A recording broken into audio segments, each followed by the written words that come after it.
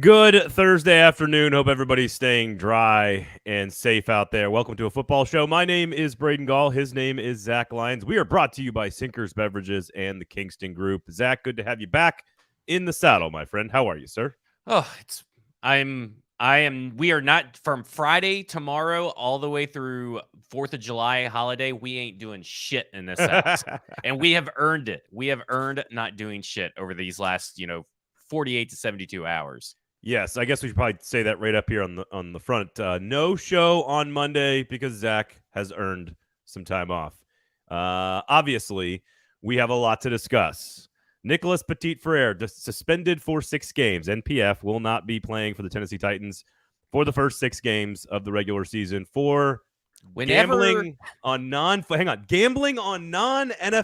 games at a team facility. So whenever we think that we don't have anything to talk about, the NFL news gods bless us with something to talk about. T's and P's. Thank body of the NFL Christ, body of the NFL Christ. We do appreciate you guys for giving us this content today. Well, there's a lot of angles to this. Most of them are quite stupid and quite dumb from basically every party involved. So we'll get to that today on the show. That'll be the main topic. I was at the NHL draft first round on Wednesday evening at Bridgestone Arena. It's so different. It's just so different. And I think the NHL needs to learn from the NFL because the NFL has done it better than everybody else. So we'll do some NFL does a lot of things better than everybody else. Yeah, minus maybe their gambling policy, but we'll get to that in a second. And then because it's gonna be 100 freaking degrees in Nashville, right when I'm putting plants into my yard. Perfect timing as usual. We're gonna have some summer heat wave hot takes for you guys. Hope you planted them deep in the ground right now because they could be just flying down your neighborhood street. But they do need some water, so I'm gonna take the rain. Hope everybody again safe out there. It always seems to happen too. Like the big storms come through Nashville right when we're doing the live show. Thanks a lot, weather. But here's the thing, Zach. We're gonna turn into a little game here. Zach's gonna have all your Titans summer heat wave hot takes. I will react. We will react. If you want to jump into the comments, we do appreciate you guys hanging out with us. I will offer up some SEC hot takes. Zach will react, and you guys can react in the comments as well. So we do appreciate everyone for hanging out with us.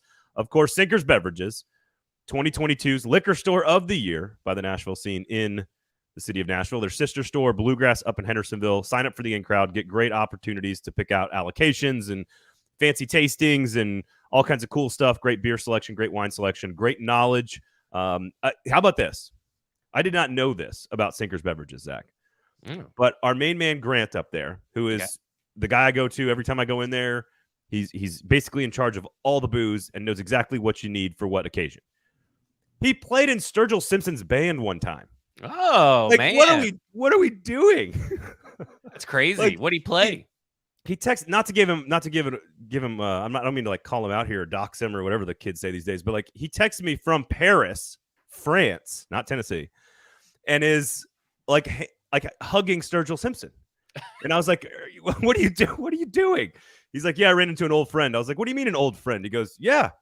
I used to play in his band back in the day in East Nashville.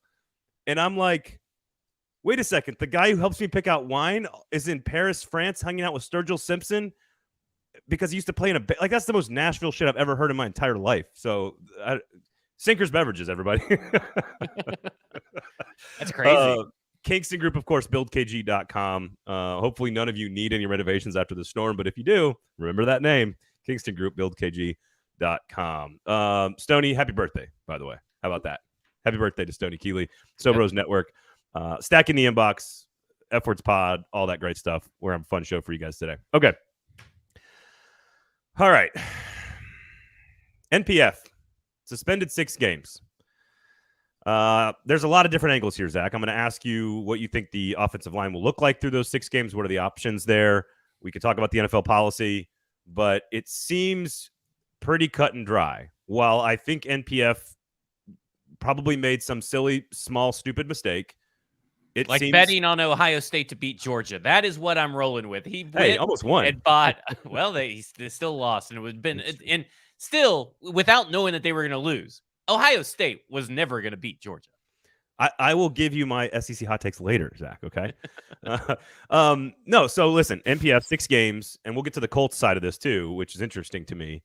The NFL obviously has to have a ridiculously strict integrity policy for the outcomes of the games. You cannot be running a multi-billion-dollar industry where reality TV and every single top-rated television show on TV that charges the most for advertising dollars of any product ever made on television is the NFL. You cannot have the outcomes in question. So I understand having a very strict policy on gambling on NFL games. And MPF did not gamble on an NFL product, an NFL-related game. He was in the Titans facility by all accounts, and clearly this is not a new thing. He talked about the gambling symposium for rookies about a month ago, I believe, with Nick Suss of the Tennessean. Vrabel has been asked about this multiple times. The rule is pretty clear. It's pretty clear. Like, number one, don't bet on the NFL. Number two, don't bet on anything in a team facility, on a team charter plane, or in a team hotel. And they're like one sentence rules, right? Like, these aren't very complicated rules. And if you notice, because Vendine talks about this in the YouTube chat, the NFLPA, even when Calvin Ridley got suspended, I Googled, they put out no statement. And they put out a statement for every fucking thing. Like, if a player sneezes, they're like, oh, we got to talk about CTE. Like, that, the NFLPA puts out some of the most ridiculous statements. And they have said nothing even after the Detroit Lions players had like 6 players get suspended. Like, the NFLPA, you want to talk about who has an education issue?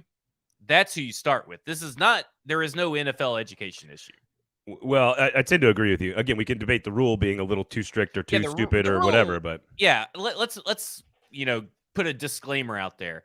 I don't think either of us agree with the rule from a silly factor standpoint, right? Like, you're not even betting on the NFL games. Yeah, it's in the facility, but blah blah blah. I mean, it's just kind of ridiculous to do it. However, the NFL says 6 games, because people are like, well, 6 games seems extreme. They don't want any gambling, period. They are nipping it in the butt. No gambling, because it's a gate. It could be a gateway, right? Like, you start gambling in the facility. Yeah, maybe it's not going to be NFL games at first, but it eventually can be NFL games, right? It's not that hard to go in your app to an NFL game and bet an NFL game. Well, the Colts you player can have the best of all intentions, but what I'm saying? Right. Like, you can accidentally hit the button. Like, yeah. Well, that's why the rule's there, right? The rule's there is because they don't want you to be tempted to bet on an NFL game. Which, of course, is still there. Very, very tempting, as we see with the Colts having to cut a player that was started 9 games last year for them. We'll get to the Colts in a second on all of this. And again, I think you're to be very clear on my personal stance. I don't want to speak for you, Zach, but I think, again, as I laid out, the number one money-making piece of media content anywhere in the world is the NFL. And the reason that is the case is because we don't know the outcomes.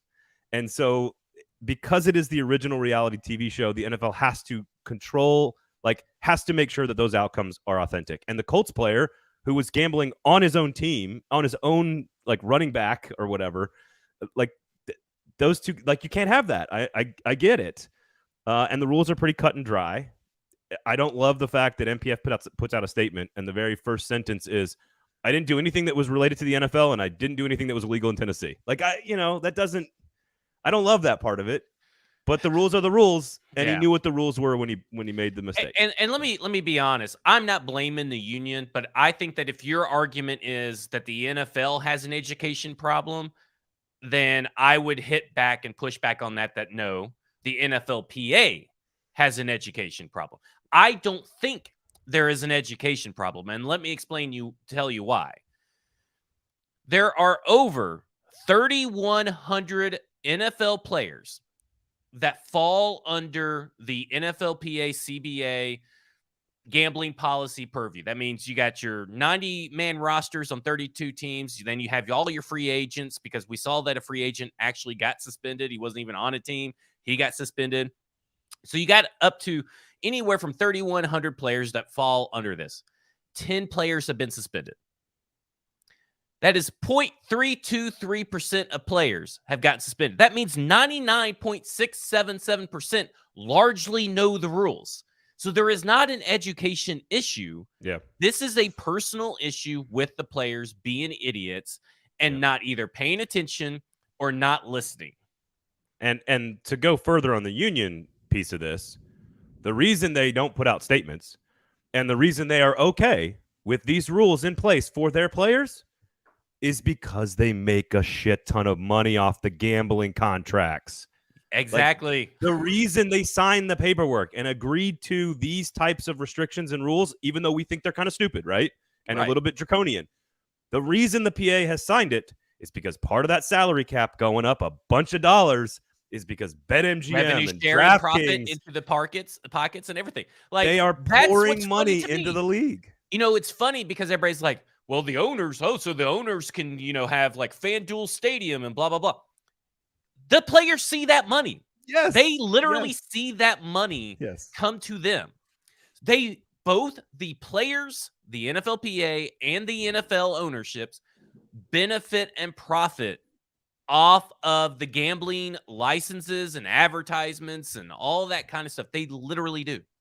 But yeah, like it's like penny for penny almost. Yeah, like it's kind of utterly ridiculous how many people don't realize that, like, all the sponsorship ads for beer, beer, food, restaurants, gambling, all that stuff, also the players see it. Like, there is no excuse. Let me say something as well. How else do you think they calculate the salary cap? Right. Like, what do you think they're doing? And listen, 6 games, I agree, seems extreme, and everybody's like, well, you don't get suspended for beating women that much and stuff like that. Yeah. I agree. Yeah. But what there's a little bit of difference of being caught red-handed and then having to go through a legal system. Like, there is no legal system that you have to go through for this, because they have you. They got your data, they got your IP address, and gambling websites and mobile apps and all that stuff will not allow VPNs. So, like, they got your ass. Like, this is like as black and white as it can get. Yeah. They got your ass. Yeah, I do think Stoney's right. Prison is probably the appropriate sentence for MPF. Probably prison time.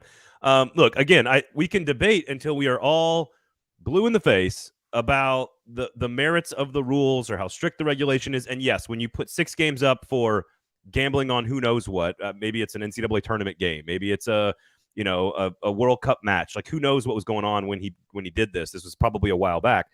And again, Vrabel was asked about it multiple times and has been extremely nonchalant about it, which I assume means he already knew. He also said, like, we've educated them. It's up to them just to follow the rules. Like, it's I don't know. I just kind of think that this whole thing is a little stupid, right? Like, I think there's every part of it to defend any of these players. After Calvin Ridley gets suspended for a year, that's when, hey, I don't want to get suspended for a year because that guy bet on an NFL game, but he bet it while he was laid up with injury. He wasn't even playing in the NFL and he got suspended for an entire year. Maybe I should learn the fucking rules. And I appreciate MPF saying, look, I wasn't educated enough. I didn't know about this. Blah, blah, blah, blah, blah. Like, I am great. That's nice to have the intent. And I agree that that's good. And I assume we'll never make this mistake again. I don't think, because a lot of people say the NFL has a big gambling problem on their hands now. No. I mean, like I said, we're talking about 0.323% so far after a couple of years of it being largely widely legal across the league. I'm pretty sure at this point, players are going to start getting the message, especially, and that's why they're doing 6 games. That's literally why they're doing so hardcore suspensions right up the front, because they want to nip this in the butt now. Yeah, 1 assistant coach and 11 total players, according to ESPN, since 2018. We're talking about 3 people a year. You know, out of what did you say, 3,000 plus people? Yeah, 3,000 plus in the league or around the league at any given time. Yeah, and being said, if Vrabel is not their babysitter, read the policy and follow it like everyone else that has a job that they do for their company. Again, we can disagree on the rule, and that's fair. And I don't love seeing a player suspended 6 games for gambling on a World Cup soccer match. And it happens to be like inside one door. Like, if he's outside the door, maybe it's not 6 games. I don't love that. But compared to 4 games for, And Jake, they have 23 women, you know? They have firewall information, but the NFLPA, actually, they did put out one memo, and it was talking about how when you sign up for these gambling websites and everything, Jake, I'm sure you're probably old enough to gamble, but you're old enough for any kind of term of service that you have definitely just ignored. So you are willingly giving up sharing your data to like FanDuel and all them. And FanDuel has agreements in place, like all these gambling places have agreements in place with the NFL to share that data. So it's not really a firewall issue. It's just that you log in, your location has to be given there because you cannot gamble without the geolocation given. Right, exactly. Because I did it once. Like I was literally no, driving. They cannot, Stoney. I tried doing a VPN in Kentucky when I was there for a couple of years ago to gamble, and it would not let me do a VPN. So you can't spoof. They're very good about that. There's a reason the Alabama baseball coach got fired this year within like hours of him placing a bet and doing something with his own team, because we have massive computers tracking all of this information in real time. The way like the stock market now is run by computers making trades by the millisecond. You are not getting away with this shit. And I think I don't even really understand the outrage here. Again, if you want to be outraged about the rule, voice your opinion. It's totally fair. I can say, look, that's too draconian, etc. You can't argue about what took place, and it seems pretty clear that Mike Vrabel and MPF they're very aware. The Titans, they knew everyone knows. Down. I'm pretty sure. Like what's tough about this whole situation is that we've talked about this ad nauseum. Is that this was a big year. Finally, the Titans have their starting front five set for the beginning of the year. We don't have to wait for 8 games, and that is thrown out the window. At least they now have all of training camp to bring someone in or coach someone up or whatever they may do to replace them. But at the end of the day, if you want to place blame at someone, the only blame should be at the feet of NPF and the players that placed the bets. It's not the NFL's fault. It's not the NFL owner's fault. It's really not the NFLPA's fault. It is the players' fault themselves for just not waiting. Why can't you just not wait? Until you get home. I don't understand. That's it's like having I don't know. It's even dumber than a beer, because you're putting, like, while it's not physically risking people, MPF's going to lose a lot of money with 6 games. And what's interesting about the Colts players to me, and we'll move on here soon, but because I want to ask you actually how they go about replacing him. No, it is not going to be Taylor Lewan. I want to, like, the Colts guys, $25 to $50 bets over 100 times. The Rodgers kid, like, one of the guys was a free agent.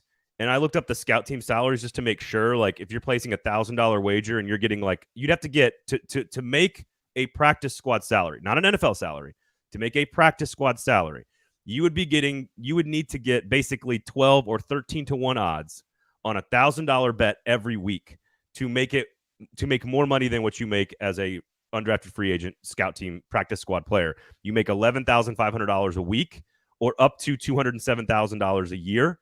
If you do not have 2 accrued years, if you've had 2 accrued years in the NFL, you make $15,000 a week. $15,000 a week to be a practice squad player. So there is not a world in which the gambling is worth the risk for any one of these guys, even if they are a fringe roster player that might lose their job altogether. Like, you know how those are the guys that would be the most susceptible, right? No, it's $15,000 a week you'd have to make gambling to even be worth the squeeze, to even try to skirt the rules, which we know you can't do. So I just wanted to point that out, because I find those numbers to be interesting. You can make almost $300,000 a year just being a taxi squad player. So yeah, it's just it's silly. It's such a silly thing to me. Yeah, the rules is silly. I understand the premise behind the rule. I understand what the rule is meant to do. Right. I do find it silly. However, I find breaking that easy rule to understand and follow one of the dumbest things you can do. And it's like when Taylor Lewan got suspended for PEDs, and he's like, well, I didn't really know what was in it. That you have been in the league for forever, and you have more money than God to get that stuff tested, and you can do that. Like, there are steps you could take. It's like people who like these it's like when Todd Downing didn't take a lift, even though he was blasted out of his mind. Free offered by the league to every player personnel. I just don't understand not making why make the easiest decisions so difficult? All right. And then So blame everybody else, by the way. Like this, I don't like how yeah, NPF yeah, is yeah. shifting the blame because he doesn't want to get people on him. He wants to get people shifted over to, well, it's because it's so easy to do, right? Like you could see it like all Yeah, over the yeah. timeline. Oh, well, the NFL has an education problem. I mean, I'd be pretty pissed if I did that too, but I'd be pissed at myself because it'd be the dumbest thing in the fucking world. So let's just quickly hear the options. And I want to, no, it's not Taylor Lewan. I don't think you can move anybody over there. I don't I think Andre wouldn't. Dillard or Peter Skoronsky. I think you have a good settled center to left tackle situation for now. You leave it be. Can Brunskill play out there? Maybe they try him. So they're going to try some players. I would assume that would be the smart thing to do.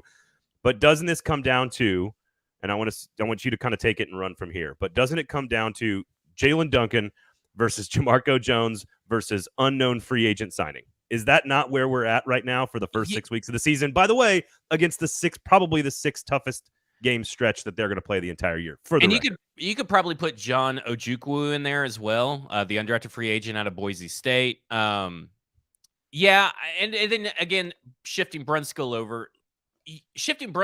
over is not a massive offensive line shifting thing, right? Yeah. Like, I mean, if you take Skoronsky and put him at left tackle, and you put Andre Dillard over at left tackle, put Aaron Brewer at left guard, and then you're just confusing everybody. So, and by the way, we're kind of just everybody's kind of like arguing and hypothesizing over who's going to give up 5 sacks the first 6 weeks and who's going to give up 6. Like that's what we're kind of arguing over. You're right? saying like varying degrees of bad. Yeah, just varying degrees of bad. Yeah. And maybe it's because training camp's there, we can get everybody more in a rhythm and all that kind of stuff is what they're kind of thinking. I'm afraid that the Titans are going to be with their usual next man up mentality and then see none of these are the next man up and then be like 3 weeks into training camp heading into the second preseason game, then bringing someone in. At this point, you have to sign George Fant. Like that is to me the guy in free agency. He's played the last 3 seasons at right tackle. He's played like 36 something games. He's a free agent that's out there. He's probably going to be relatively cheap. Bring him in. And you got George Fant. You got Daniel Brunskill. You got Aaron Brewer in the center. You got Peter Skoronsky, Andre Dillard. And really, that's probably just as good starting out and maybe a little worse. But that's a really good starting offensive line for the first 6 weeks. You got lots of experience on your right side of the line.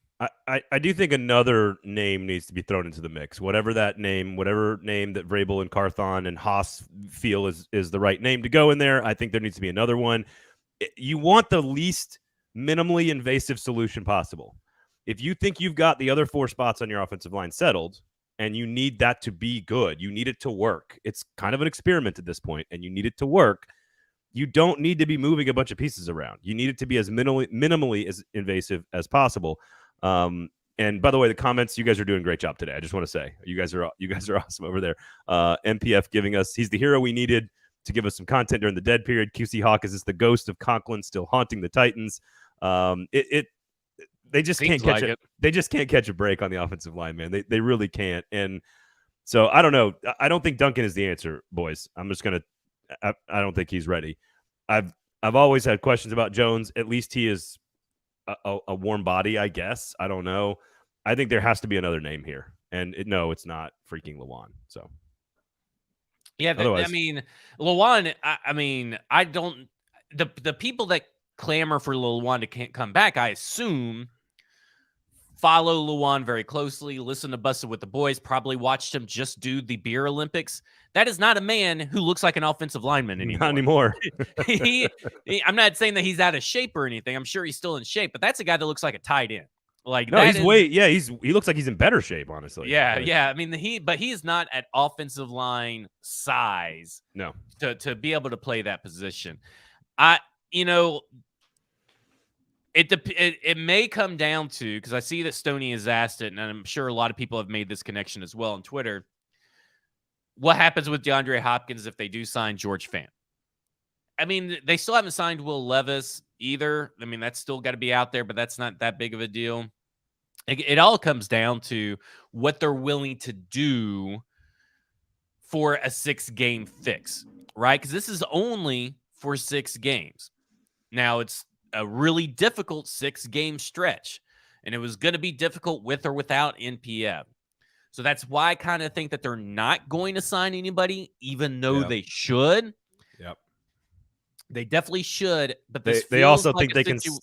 Sorry, they also think they can solve every problem themselves, right? Yeah, yeah, and that's been the MO for this team. And so if I am choosing between DeAndre Hopkins and George Fant, I am going DeAndre Hopkins and rolling with whoever's on the roster that can step up, because that's the guy that can help you all season long versus a guy that can only help you 6 games. And DeAndre Hopkins can alleviate some of the pressure off the offensive line if he is on the field with Treylon Burks, Chigakonkwo, and the rest of those pass catchers. I agree, and I think this is actually quite easy to spin now that we've adequately talked about how dumb it all is. The rule, the MPF decision, the gambling, the fact that the offensive line is now in flux. Like, it's all dumb. It's all pretty stupid. But I think the way you spin it is pretty easy.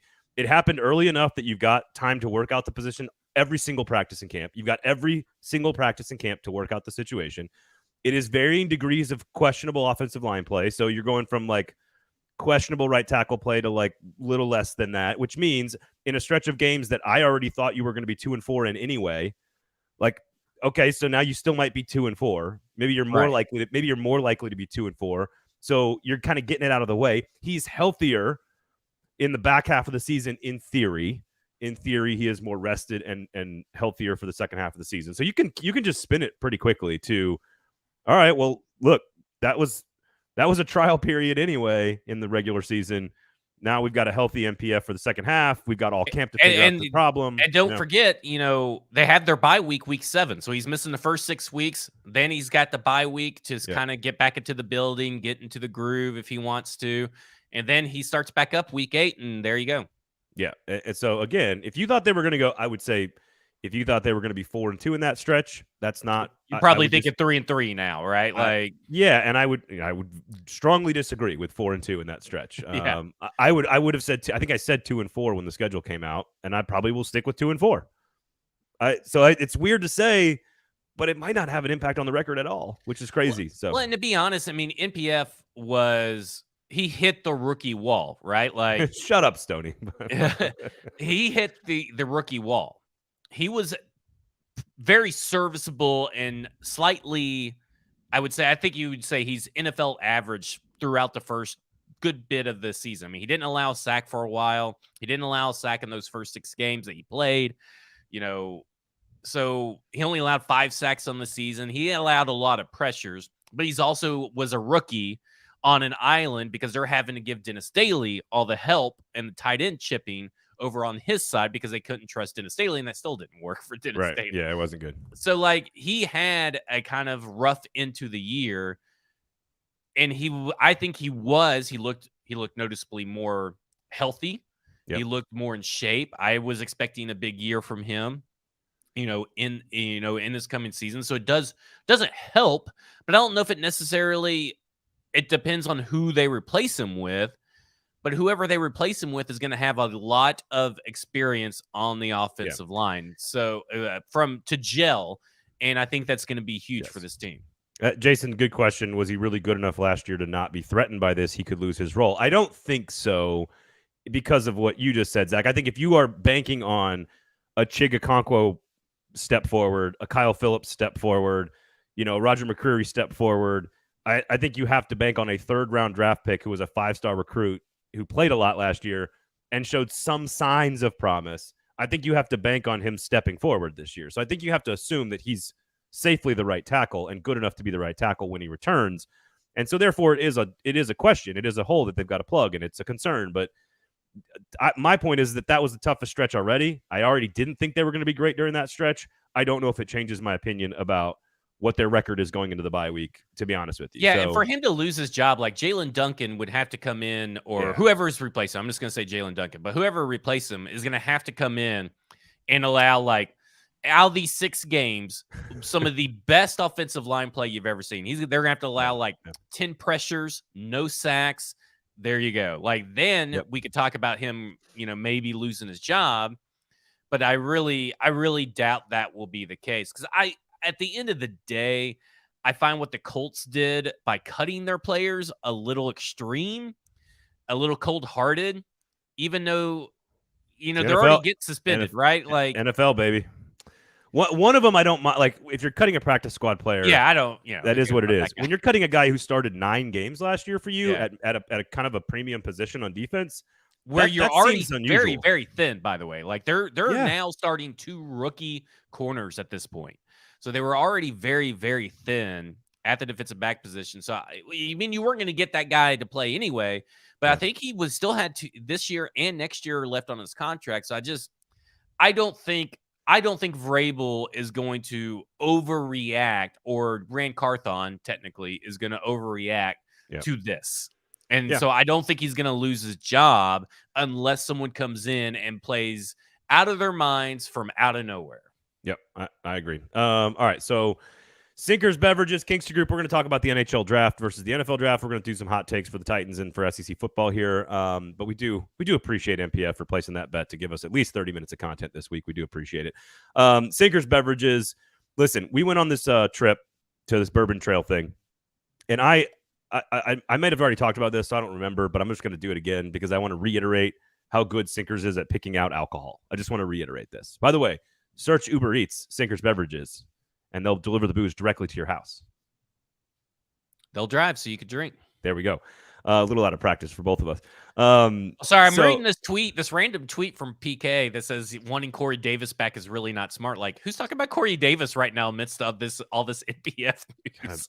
PK's living in your head right now, and you're living in his. It all right. popped up on my feed. Let me get back to Sinkers here. So we did this trip. We drove on the bus right up to Wild Turkey, and we picked out the barrel pick, which, by the way, will be available for you listeners. We're gonna have some select bottles to give away and sell to you guys via Sinkers, so we do appreciate that.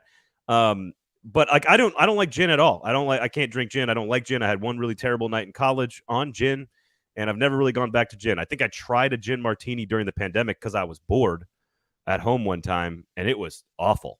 It was a terrible decision. I don't think I've ever poured a drink out before, but that was it. But even Sinkers found me a gin drink that I liked. I pop a can. It's called what? The long drink? The long day. The long day? The long drink. I think it was long day. Either way, it was a long day.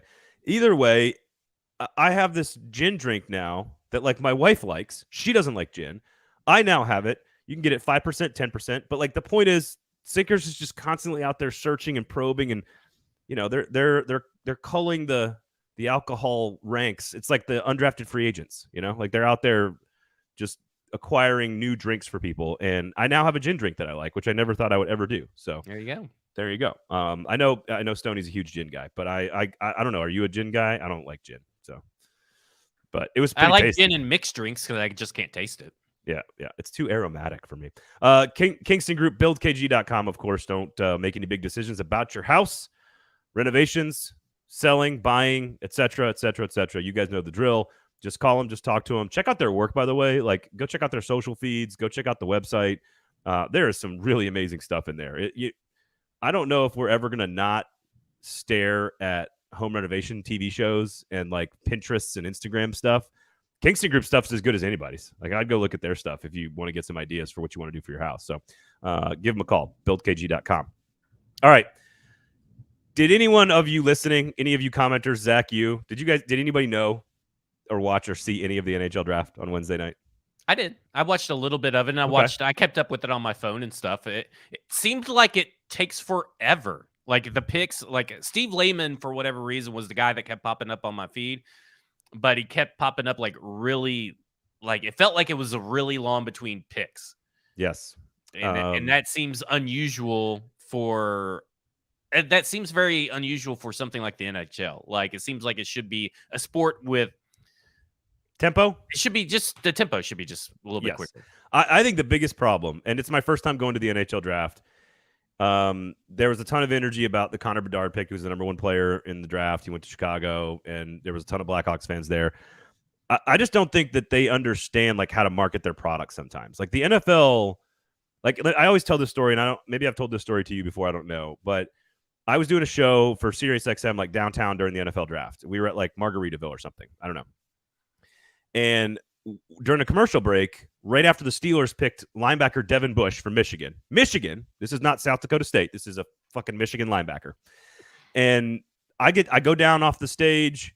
I go over to the bar, and there's a guy wearing a Steelers jersey who's like spent thousands of dollars to come to Nashville to watch a guy walk across the stage 300 yards away. And like it took a whole week off to do that, you know?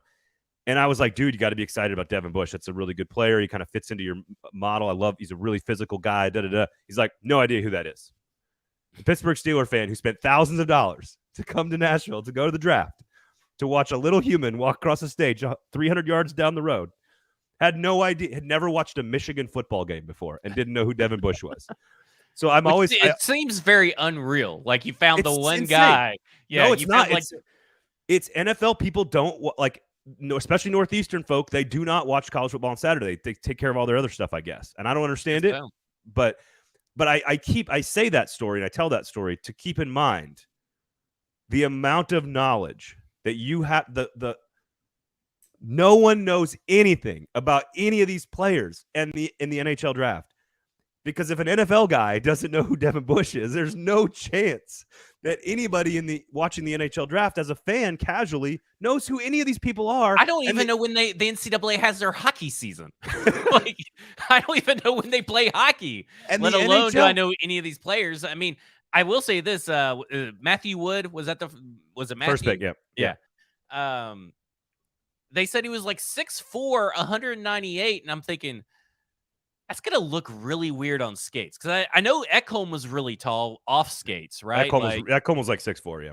Yeah. No, I stood next to Matthew Wood. How big he was. Yeah. How big was, Ekholm thickness-wise? Was he pretty thick? I mean, he wasn't 18 years old. Like, that's the difference. He was a 30-year-old grown-ass adult man who'd been working as a professional athlete for a decade. And this kid looks like it. That's the problem, is that the NHL doesn't market the player during the event. So to your point about the time, this is one of the weirdest things about being there. In person, it was more fun than I think watching on TV probably, because they had lots of presentations and music and stuff, and it was cool. But like, no one knows anything about any of these players. None of the media. How about this? The Russian kid who went like 6th overall, Michkov, the teams themselves did not get to scout him very much because there's a war in Russia right now. So don't tell me if the teams didn't get to scout him very much, that anyone in the media or any fan has any clue about these players. And then the NHL doesn't put them on screen. They put 12 executives up there on stage that are all from the team. They don't, like, the NFL markets the athlete. They create, the NBA markets the athlete. Well, it's because they know that when they come in, they're almost guaranteed to be an immediate contributor, right? Like the people that they bring on stage are the most marketable players of that NFL or that particular draft class. Where the NHL, none of these players come in and compete right away, except for maybe like one or two. I guess the number one. Yeah, Bedard might play. Yeah, but I mean, they're so young when they get drafted that they go and play, minor league or wherever they go to play in the NHL, and you don't see them for 2 or 3 more years. I mean, maybe 3 or 4 if you're lucky. It's just how it works. In his press conference, Matthew Wood, the first pick for the Predators, who is a forward out of Yukon from Canada, British Columbia, he was the 15th overall pick. If you don't know anything about him, fine. Nobody else does either. He's a power forward. In the press conference, we were like, yeah, so what's your plan with college? And he's like, I'm going back next year. Like, which is totally normal. It's totally normal and fine to go play another college season after being drafted by the Nashville Predators. So it's just that they do. I think the NHL does themselves a giant disservice by not, marketing the athlete, marketing the player, maybe telling the stories better. I don't know if there's some rule changes around eligibility that makes it more interesting. I just don't know. But basically by the 6th pick, when the Russian kid went, who's a phenom, after that, the energy in the building just kind of whoosh. It was. And then I guess the draft has been going on today, which I think I knew that it just started, but now it's saying that David Poile makes his final pick. The only thing you need to know about this but he says he makes the pick as Preds GM. So is Barry Trotz not technically the GM? No, July 1st, Saturday. Barry Trotz becomes the Because it's the end of the league year, I think, is when it starts. Like he Oh begins. man, the NHL has just got so many weird rules that doesn't make any sense. Apparently, I mean more weird rules that I didn't even know about. So this is all you need to know about the popularity of the NHL draft, and the MLB is the same because the players don't impact the team right away, although more so. Also, the College World Series just drew like record ratings, and it's probably going to be the number 1 overall pick playing for the LSU. You know what I mean? Like, yeah, the number 1 pick could come impact your team right away, and he just played in the national championship. So, like, everyone was watching and kind of knows who Dylan Cruz is or Paul Skeens or whatever. Whereas the draft started at 10 a.m. today. Round 2 of the draft, the most important time to acquire talent on your franchise, started at 10 a.m. on a Thursday. it's just insane how. Can you imagine the NFL doing that? Yeah, how much they mismanage it, you know? It's wild. It's wild. They all look like, and Herndon said this, and he's absolutely right. And I hate to quote him on this show, but they do. All of them look like they played for the Hawks, and they're all villains in a '90s movie. They all look like they're villains in a '90s movie. And I responded to him. I was like, yeah, they all played against Gordon Bombay's team. They're pretty much all henchmen for Hans Gruber. That's right. Yes, it's not a Christmas movie. Definitely a Christmas movie. It's Christmas all throughout. Yeah, it's not about Christmas though. So yes, it is. Yes, it is about Christmas. We're not doing this. We're not doing this. We'll wait till there's no NPF news, and then we can have that argument. All right. Do you want to do some hot takes here? Do you have any other questions about the draft? Anybody in there have any questions? Well, I mean, you covered the NFL draft. Do you know if did the press get anything for covering? Because you got a nice bottle of whiskey. I did. I got a large bottle of whiskey. No, the NFL doesn't do shit like that. I just thought it was interesting. I have God, I don't know. The SEC and the NFL don't do anything like that. I've been to like some Big East back in the old Big East football media days, and like you'd get some like gift, or the Pac-12 might give you a little gift bag or something. The Preds do it for the postseason. You kind of always get like a little something, like a little shot of moonshine or something, and like I think I've got back here like a piece of the actual glass of the boards from like the Stanley Cup run, which is kind of cool. But no, a full fifth of single barrel Jack and a bunch of other stuff. No, that's not an NFL move. They don't. Yeah. They're like show up and talk about our league and get the fuck out. There you go. Okay. What did you get? Senior Bowl gave you guys what? Free Reese's. Oh yeah. We got Reese's hats too, and I gave my hat to our oyster shucking boy over at Winsel's. Was that before or after you vomited? That'd been before. I vomited before I made it to the game. Okay, good. I'm a professional. I would never vomit at a game. I appreciate that about you. Okay. All right. So some hot takes here. Intentionally piping hot during the hottest week of the calendar year so far in Nashville in 2023. Go to Sinkers Beverages to cool down and use the Kingston Group to stay inside. How about that? All right. You're going to go Titans. I'm going to go SEC. So I want you to throw one out. Okay. Let me hear it, and then we can all react together in real time. Okay, I got two of them. Do you only have two? Do I need to come up with a third at some point? We'll just see how many we like. Okay. We'll just keep going. We'll alternate. The Tennessee Titans defense and the Tennessee Titans offense will both rank top 10 through the first 6 weeks in the following categories. The Tennessee Titans defense will rank top 10 in most sacks produced by the defense. And the Tennessee Titans offense and the offensive line will be top 10 in the least amount of sacks allowed. Oh, especially did you write that before MPF got? No, suspended? After MPF. I went extra spicy. If we're going heat wave spicy, I go all in heat wave spicy. So they will be a top 10 team at protecting the quarterback through the first 6 weeks without their second-year right tackle. Yep, and they will be top 10 in most sacks by the defense. I do not think. I think the package deal, if you're talking about like a two-bet parlay kind of thing, that's pretty spicy. Pretty spicy. I would give that like $4 risings. I think the defense is not really that hot of a take, to be honest. Like they could be top 10 the entire year. They could finish top 10. They could start top 10. I could see them being top 10 through the entire course of the season. So I don't think that's a really big reach there at all. I think waiting till after MPF gets suspended to say, nope, they're still going to protect the quarterback. Now, I'm assuming your argument is faster tempo, ball gets out of hand faster, more weapons. Yep. a little bit better around Ryan Tannehill, right? Yeah, I mean, at the end of the day, the offense, if you're missing just one player, the offense can mask and adjust and compensate for that one player. So to me, it's like I look at it and I think, okay, well, he only gave up he gave up 0 sacks during his time. So maybe this isn't as spicy a take as possible, but what I think is that the unit as a whole will be top 10 in both categories. And I know that the defense doesn't seem like it's that spicy of a take either, but they played their toughest offensive schedule. You got Lamar Jackson in there in that span. You know, you got really good quarterbacks that can give you problems with bringing them down or can compensate for that. So I do think it's a little bit spicy for the first 6 weeks.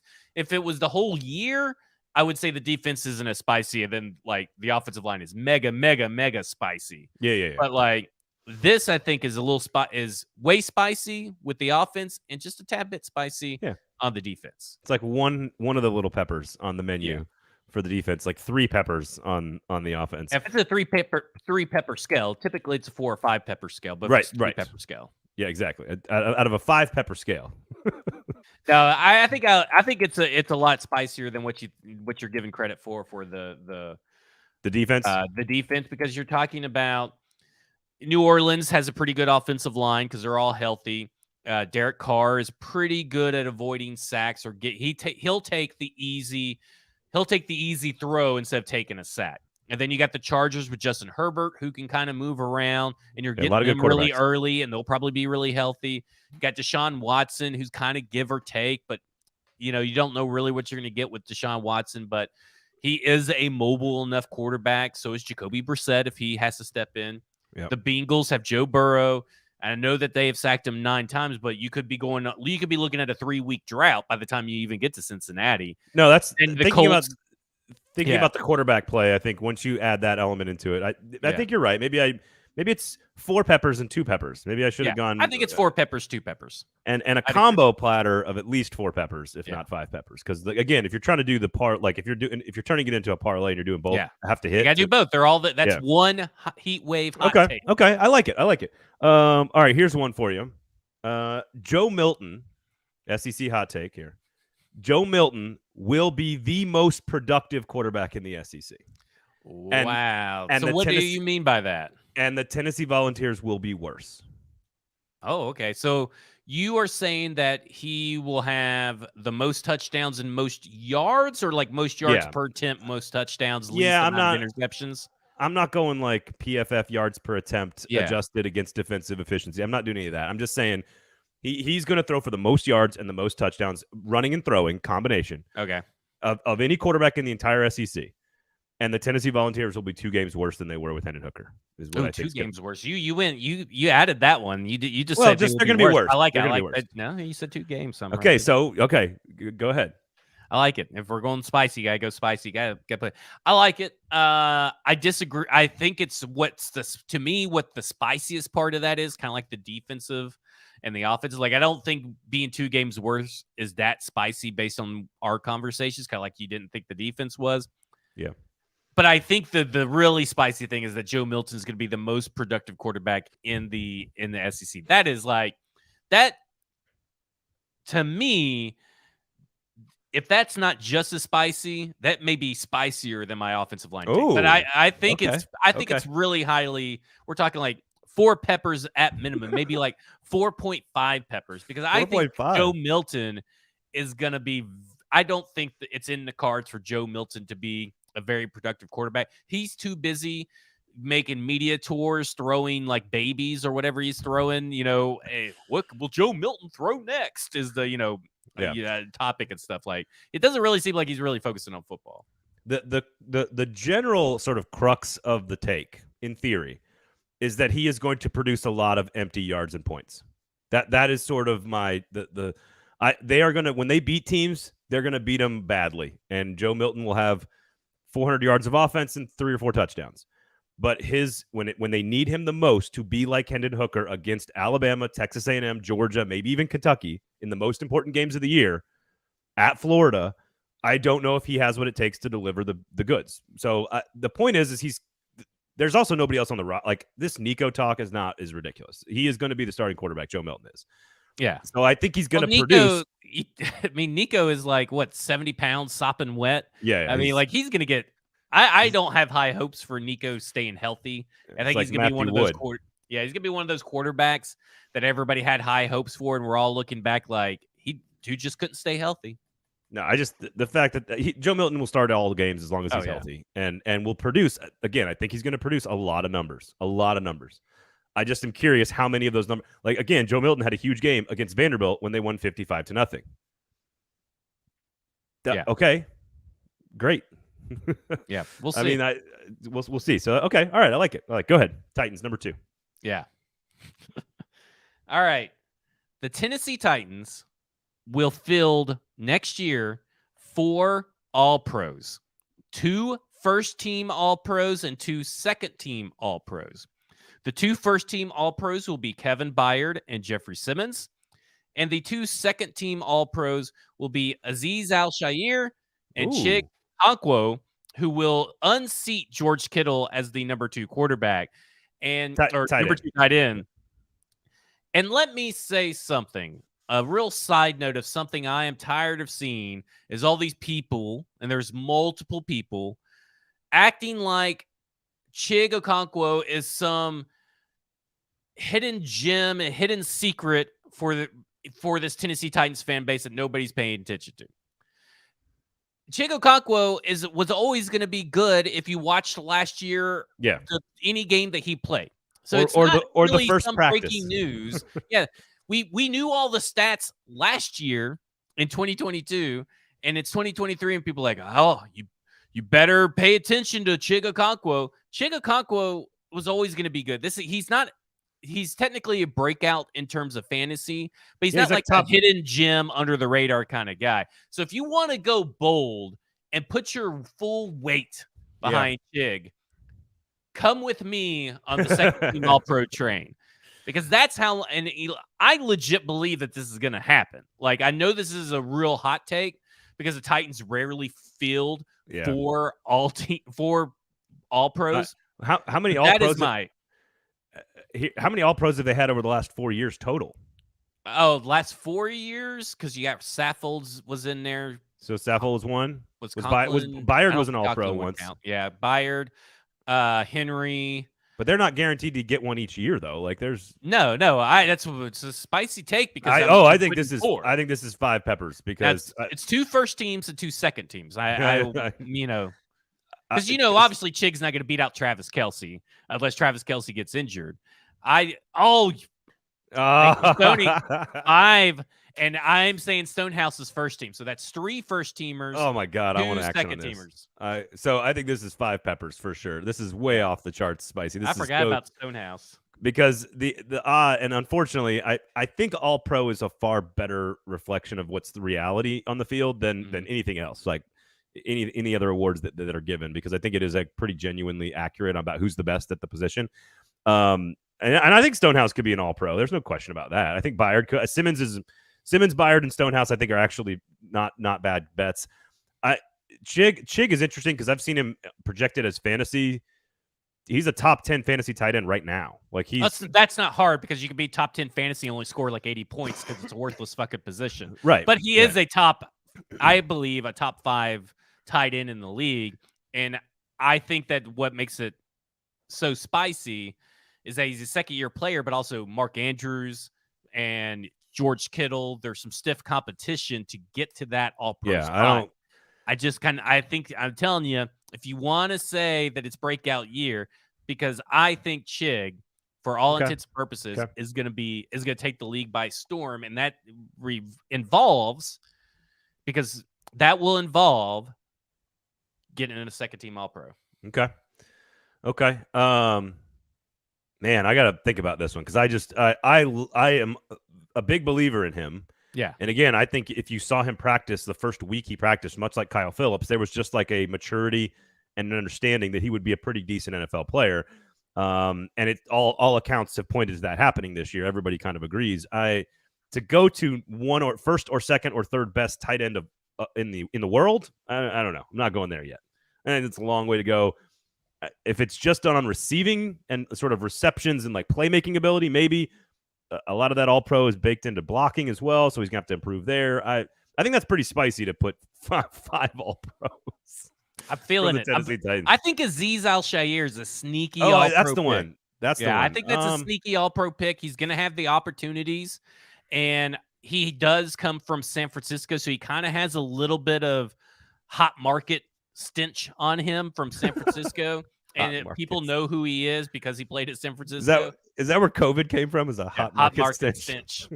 But yeah, I think that David Long was on so many people's radar and he almost, I think, would have gotten an All-Pro last year if he had stayed healthy, and he couldn't stay healthy, and he was so close. Because let me tell you something.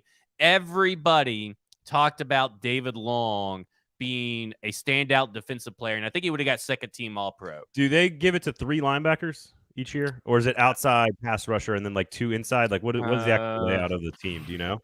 For him to be one of the 4 best middle linebackers in the NFL, that's a pretty big leap from not starting. Like he's a good player. I like him. I think he's going to be very good, but that's a huge leap. Let's see. Tight end. So you only get 2 tight ends. So you get like 1 for the first team, 1 for the second team. Gotcha. Let's see. That's a pretty big leap for Chig. I think he's talented enough to get there. Maybe in year 3. Maybe. It looks like you get. Who was it last year? Like 2. Well, Wagner, Mosley, and Demario Davis are all inside linebackers, right? I think so. Yeah. So they all got those 3 all qualified for second team. So I think it's just like they lump them in. They have outside linebacker because Micah Parsons got both, right? He got inside linebacker and outside linebacker. I see it here now. That's ridiculous. So that is 1, 2, 3, 4, 5, 6, 7. So 8 inside linebacker spot players were voted. Oh, wow. To the All-Pro. So he has to be one of the best 8 inside linebackers. Yeah, and he could be, and I think that he has to just be the bottom part of the 8. Yeah. No, but I like the spicy take. Yeah. I like it. I think it's a smart, spicy take. Okay, you want the last one here, and we'll wrap up. Go to Sinkers, Kingston Group, of course. Stacking the Inbox, F Words Pod. You got Pod Bless Nashville, brand new show from 440 Media about all things news and politics and government and business and everything. So go check that out as well. All right. Georgia's going to lose a regular season game, and they're not going to win the SEC. I don't think that's spicy. It's not that spicy. They're not going to win the SEC. To me, if I had to do an SEC spicy take, my SEC spicy take was going to be Alabama's going to go undefeated and win the national championship. That's pretty spicy. Maybe it's not that spicy. I don't know. I mean, I don't think picking Alabama to win the national championship is very spicy. But everybody's so down on them. Everybody said this is the worst Alabama team in the history of mankind, apparently. And Nick Saban's going to put that up on the. Well, let me add to it then. So I'll not only will I add to the spicy take, but I'll add to the rat poison as well. How about that? I like it. Let's do it. Neither Alabama or Georgia will win the SEC this year. Wow. So you're probably in this scenario, LSU's winning it. Yeah. No one else can do it. But here's the thing. Georgia's dealing with some shit right now. Mm-hmm. And this is what happens. This is what we talk about all the time in college football. When you win back-to-back national championships, the spotlight gets brighter. People poke around more. People care more about what's going on in your program. And they are not only dealing with the speeding and the death, I almost said the wrong word, the death of 2 people inside the organization, a staffer and a teammate, who's now the families are now suing the institution. Kirby Smart has done very little to address it. Now they're covering up sexual and domestic assault constantly and leaving people. That stuff eventually rots you from the inside out. Well, and combine it eventually with everything that's been going on even before that. You're talking about Jalen Carter. Yeah. What happened with Isaiah Wilson. There is stuff in that program that is rotten to its core, and it just keeps on going. You can't sustain it. So you can win champion. You could, like Florida did this. They won 2 championships while their tight end was murdering people, allegedly. You can survive for a chunk of time, but it's unsustainable. Eventually, it catches up to you. And I would argue that when you lose your star quarterback who saved your bacon multiple times in the fourth quarter of key games, Missouri and Ohio State, namely last year, You lose your star 2-time starting quarterback. You lose your offensive coordinator. You lose like 17 players off the defense in 2 years, in 2 draft classes, NFL talent-wise. Now you're starting to see the effects of the success from the inside out starting to come out. I could see Georgia and complacency and lack of focus and distractions and all that other shit. I am right now. I'm having a very strange moment with Georgia because I've been on the Georgia bandwagon for 2 years. You have? And I'm starting to look. I'm Brian Kelly curious. I'm looking over there and I'm going, man, dude's a really good coach. They got a really good defense. They got a really good offense. If they can beat Florida State, believe it's Hayden Daniels. I don't love it. But they're the only one on the list that could do it. Tennessee's not going to win the East and win the SEC. Neither is Arkansas or Ole Miss or Kentucky or whatever. Like I can't even hot take any of that shit. But LSU could win the SEC and could get into the playoff if the right things happen. And if Georgia is just too distracted and too much in on itself, three-peats don't happen, man. It's never happened. There's a reason. The Alabama fan in me is like, yeah, I totally believe that. But I guess objectively, take a step back objectively. That is definitely a 3.5 pepper spicy hot take, especially coming from you. Because like you said, I mean, you basically have talked up Georgia so much, you kind of started looking like a bulldog to me. So like, I'm pretty sure. Easy there. I'm pretty sure that, I have to 3.5 spicy peppers.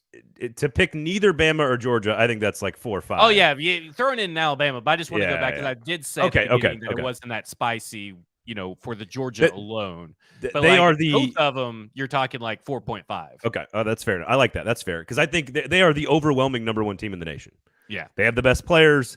They have the easiest schedule. They are the defending champ. Like, they are the betting favorite. They are going to be a double-digit favorite in every game. Like, it's very hard to find a loss on their schedule. So I think it's pretty spicy to say that they're not winning the SEC because somebody has to beat them.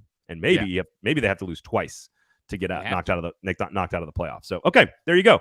Spicy summer takes here on a football show. No show on Monday. Happy 4th of July to everybody.